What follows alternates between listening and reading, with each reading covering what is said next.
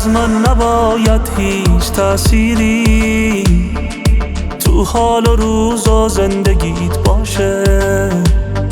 ساکت نشستم ساکت و جمع کن، شاید قراره کمرم تاشه.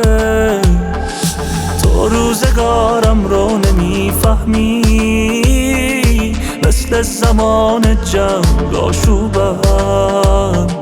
بعد تو هر کی حالمو پرسی، میگم خیال جمع من خوبم.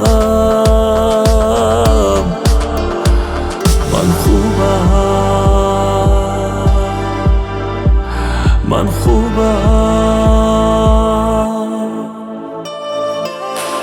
تو که میرفتی حواسم میرفت، جهانم میرفت.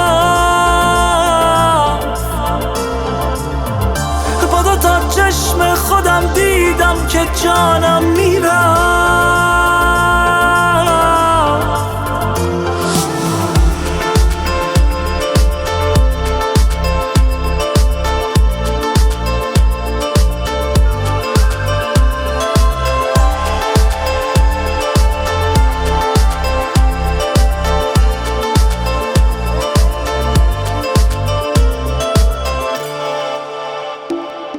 گوشم پی اسم تو میچرخه، چیزی به جز تو نقطه ضعفم نیست.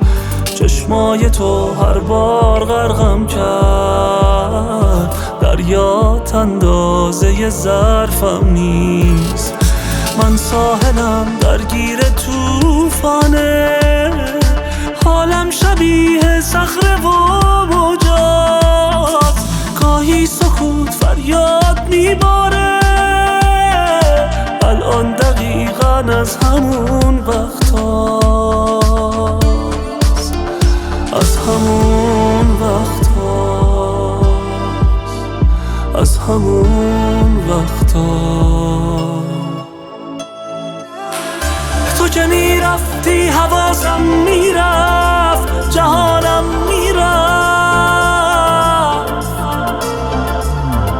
با دو تا چشم خودم دیدم که جانم میرفت.